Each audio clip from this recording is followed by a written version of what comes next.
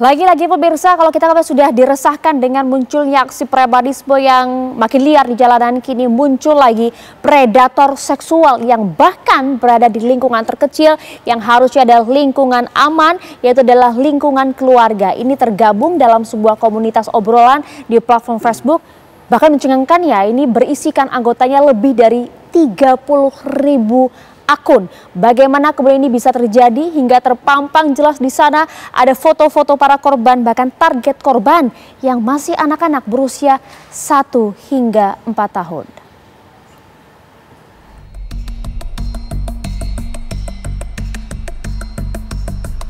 Jagat maya digemparkan dengan temuan sebuah grup komunitas di platform Facebook bernama Fantasi Sedarah. Sebuah grup komunitas bernama Fantasi Sedarah yang beranggotakan lebih dari 32.000 akun ini diduga kuat menjadi wadah bagi individu dengan fantasi seksual menyimpang terhadap anggota keluarga kandung. Keberadaan grup ini sontak mengundang kemarahan juga kecaman dari warganet yang mendesak pihak berwenang untuk segera bertindak. Kekhawatiran warganet bermula dari viralnya tangkapan layar unggahan seorang pengguna di dalam grup Fantasi Sedarah yang mengaku memiliki fantasi seksual terhadap balita putri kandungnya. Terungkapnya keberadaan grup dengan puluhan ribu anggota ini menimbulkan kegelisahan di kalangan pengguna internet. Jumlah anggota yang signifikan dianggap menunjukkan adanya dukungan dan pemakluman terhadap fantasi seksual yang jelas-jelas menyimpang dan membahayakan anak-anak. Warganet menganggap hal tersebut adalah pelanggaran serius terhadap hak dan perlindungan anak. Tim TV One mengabarkan.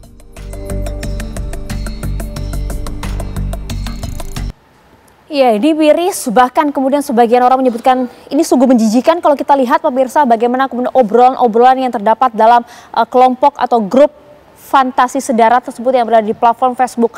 Karena entah mengapa begitu ya dan bagaimana ini bisa terjadi.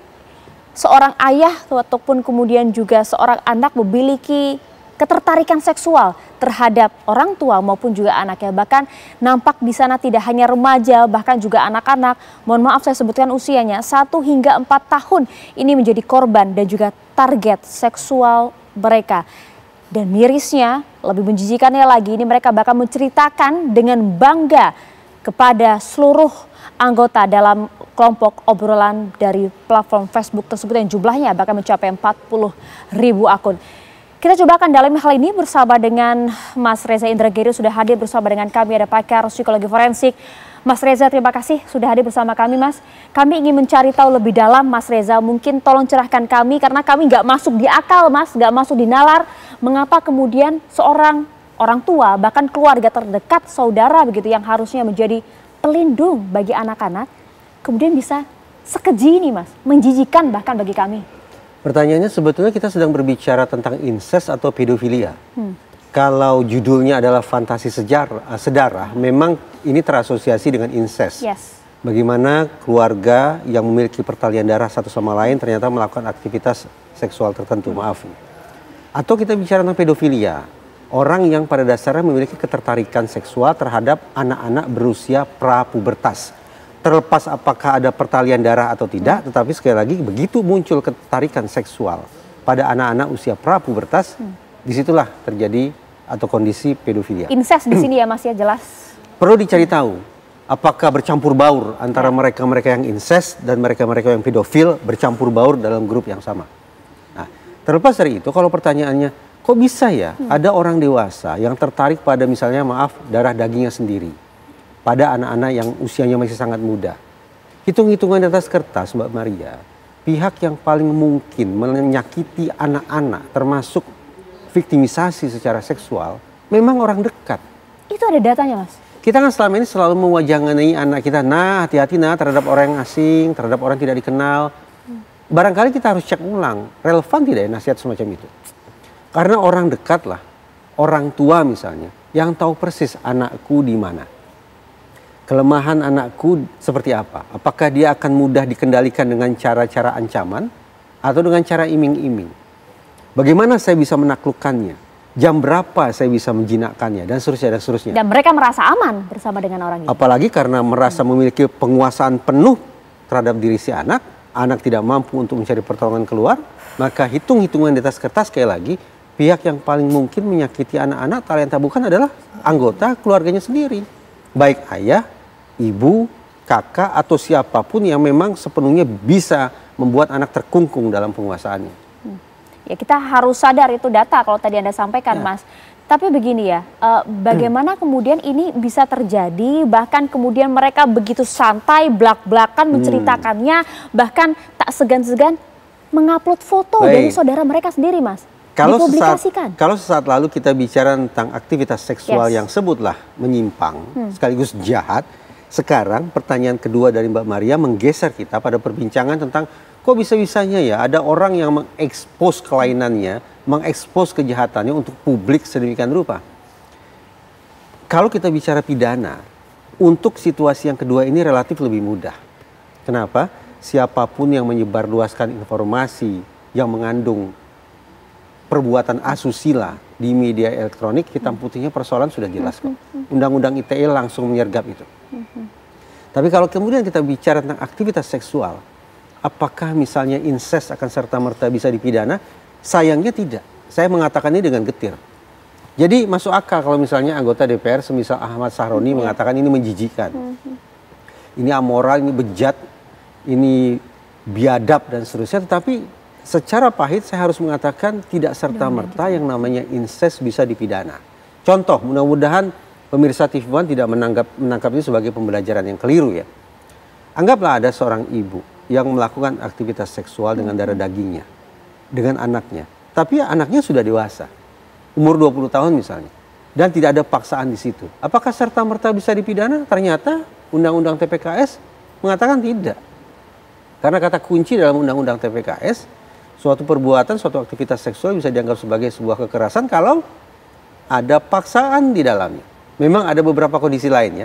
Kalau dilakukan terhadap anak-anak berusia 0 sampai sebelum 18, itu kena pidana. Maaf, kalau perzinahan itu pidana.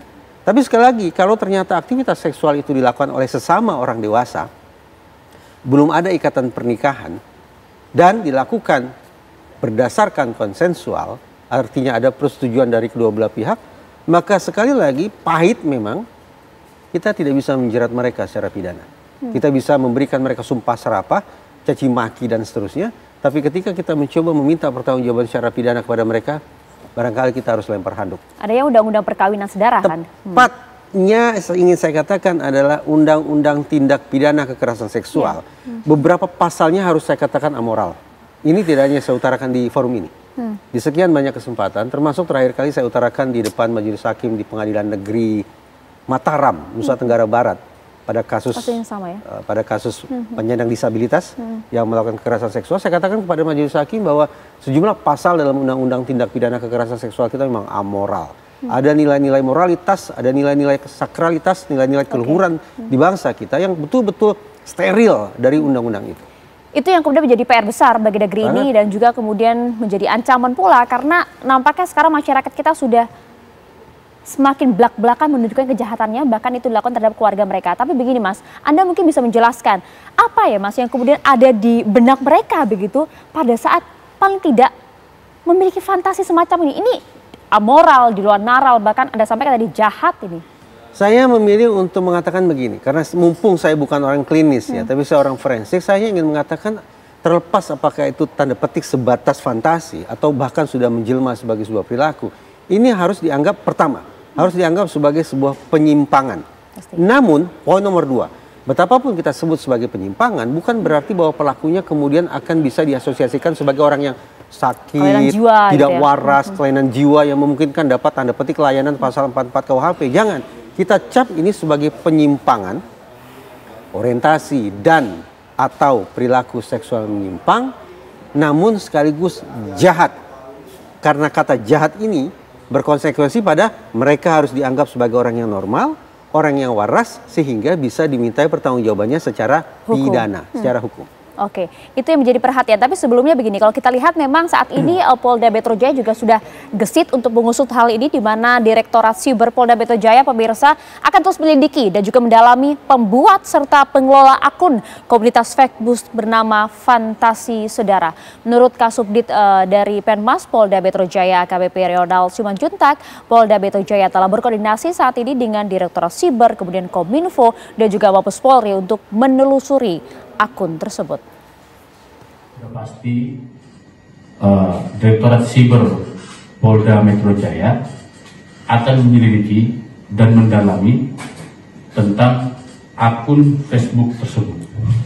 Ya, sekali lagi akan menyelidiki dan mendalami segala sesuatu yang ada di akun Facebook tersebut. Ya, sudah kemudian didalami oleh Mabes Polri, bersiap-siap saja. Kemudian nanti kita juga akan nantikan pasal apa yang kemudian akan disangsikan kepada para anggota akun tersebut. Anggotanya berapa? Lebih dari 30 hingga 40 ribu. Kira-kira berapa besar tebaran jala pidana yang akan dibentangkan oleh Polda Metro Jaya ataupun Mabes Polri? Kalau anggota akun itu ada sekitar 10.000 misalnya, tapi kemudian diproses hukum hanya 1-2 orang saja, yaitu adminnya, menurut saya tidak akan memunculkan efek jerah. Oke, tapi begini Mas, kalau kemudian kita melihat di saat ini lah ranah polisi kemudian untuk mengusut hal ini, Komdiji juga bahkan turun tangan begitu ya. Tapi bagaimana bisa begitu ya Mas, ya mungkin Anda juga bisa menjelaskan kepada kami, orang-orang ini, mereka ini bahkan tanpa, bahkan dengan sadar begitu ya, mereka mengupload foto menceritakan pengalaman mereka dan juga berbagai hal tanpa khawatir Mas, kemudian ada orang-orang yang kemudian juga memiliki yang sebelumnya tidak memiliki mindset yang sama, kemudian bisa juga kan Mas terpengaruh dengan berbagai kelainan yang ada gitu. Itu sebabnya ada pemilahan begini. Kita bicara tentang sebutlah orientasi dan perilaku seksual menyimpang yang eksklusif ataukah yang fakultatif. Kalau yang eksklusif memang 24 jam sehari, 7 hari seminggu, ketertarikannya memang menyimpang. Ya, itu dah. Tapi ada yang fakultatif. Prinsipnya tak ada rotan akar pun jadi. Orang-orang semacam ini barangkali punya hasrat seksual yang pada dasarnya normal terhadap lawan jenis dewasa. Tapi mungkin ada kondisi-kondisi tertentu yang membuat dia tidak mampu untuk menyalurkan hasrat seksual itu dengan cara yang bertanggung jawab. Sehingga dia pilih untuk menyalurkan hasrat seksualnya secara jahat. Tak ada rotan, akar pun jadi. Itu bisa terjadi kan? Itu bisa terjadi, itu fakultatif namanya. Fakultatif. Nah, mereka-mereka yang tergolong fakultatif ini betul-betul memanfaatkan kesempatan. Di mana ada kesempatan, kewaspadaan menurun, resiko tidak tampak. Kalaupun ada resiko hukum, tidak akan berlangsung secara cepat dan konsisten, maka kemungkinan mereka akan bergerak di situ. Singkat Mas, apa yang Anda khawatirkan dengan adanya ini? 30 hingga 40 ribu akun. Saya berharap bahwa proses penegakan hukum yang dilakukan oleh kepolisian bersifat masif. Karena hitung-hitungan di atas kertas, efek jerah akan muncul kalau kerja penegakan hukum cepat dan ajak, konsisten. Dari puluhan ribu anggota akun jahat itu, saya sebutlah jahat itu, kira-kira berapa banyak yang akan dilibas oleh pihak kepolisian? Kalau ternyata hanya sedikit saja, berarti kan pada aspek konsistensi patut kita pertanyakan. Kalau konsistensi sudah tidak terpenuhi, apalagi kalau proses penegakan hukumnya lambat, maka jangan berharap akan muncul efek jerah. Itu dia, penegakan hukum menjadi satu hal untuk kemudian kalau kita berbicara mengenai efek jerah, kita juga ingin lihat respon masyarakat seperti apa. Kami hadirkan untuk Anda sesaat lagi, tetap bersama kami di Apa Kabar Indonesia Malam. Ya, ini memang menggegerkan pemirsa, muncul kemudian komunitas dengan judul Fantasi Sedara di platform Facebook dengan anggota yang mencapai lebih dari 30 ribu akun, dengan mereka secara gamblang buka-bukaan menyampaikan fantasi bahkan pengalaman seksual mereka terhadap keluarga mereka sendiri. Bagaimana respon masyarakat? Kami ajak Anda berbincang bersama dengan kami, ada Nadila Saleh langsung dari Jakarta. Nadila, seperti apa respon masyarakat terhadap kelakuan di luar nalar masyarakat kita saat ini? Ya, Maria Segaf dan juga pemirsa, tentunya munculnya komunitas Fantasi Sedara ini juga tentu akan memunculkan lagi opini-opini ataupun komentar masyarakat. Dan walaupun komunitas ini telah diblokir oleh pemerintah, namun keresahan masyarakat tentu masih ada. Nah, saat ini saya akan mengajak Anda untuk berbincang kepada masyarakat yang sudah bersama dengan saya di sini untuk menanyakan tanggapan mereka pertama kali mendengar komunitas ini seperti apa. Halo, selamat malam kakak-kakak. Boleh ganggu sebentar ya? Namanya siapa, Kak? Nama aku Narin. Nama aku Nasipa. Kak Narin sama Kak Nasipa udah pernah dengar komunitas Fantasi Sedara belum? Siap, sudah sebelum. Sudah. Pertama kali dengar adanya komunitas ini gimana nih? Perasaan ataupun ekspresinya? Tentunya sangat sedih, sangat kecewa dan sangat marah karena seharusnya keluarga itu menjadi ruang teraman untuk anggota keluarganya, justru malah menjadi neraka bagi anggota keluarganya. Justru saya di sini sangat amat sedih dan juga marah mengenai kasus itu. Oke. Kalau Kak Asipa gimana nih? Dengan adanya komunitas ini menurut Kak Asipa kenapa sih bisa sampai muncul ada komunitas seperti ini? Komunitas ini muncul karena kurangnya edukasi atau kurangnya pemahaman terkait tentang seksual, malah terkait parenting juga, apalagi karena kalau misalkan kita tahu tentang parenting, tentang bagaimana menjaga anak, hal itu tidak akan terjadi. Anak-anak bisa dilindungi, bukan dirusak seperti itu. Kalau Kak Narina, menurut kakak kenapa sih orang-orang tuh mau bergabung dalam komunitas ini? Karena informasinya kan ada kurang lebih 40.000 orang tergabung dalam komunitas ini, Kak. Tentunya mereka dalam pemikiran yang sama terhadap fantasi seksualnya yang kelainan itu. Makanya mereka join ke grup itu untuk mencari teman-teman yang setipe dengan mereka. Itu menurut saya. Mereka tuh butuh teman untuk memvalidasi pemikiran mereka yang kelainan itu, Kak. Harapannya untuk penegak hukum terkait dengan hal-hal seperti ini gimana nih, Kak? Diadili sih, seharusnya pemerintah mengusut tuntas kasus ini. Jangan pernah lupa, bahkan teman-teman sekalian, masyarakat Indonesia itu harusnya mengkawal bersama-sama kasus ini sampai tuntas. Makasih Kak Asipa, makasih Kak Narin udah bergabung bersama kami. Nah, Maria Segaf dan juga pemirsa, itulah tanggapan dari dua perwakilan masyarakat yang menyuarakan bahwa memang mereka miris sekali dengan adanya komunitas itu dan berharap agar kedepannya pemerintah ataupun penegak hukum dapat menindak secara adil dan tegas terhadap orang-orang yang tergabung ataupun yang membuat komunitas tersebut. Sementara itu, Maria.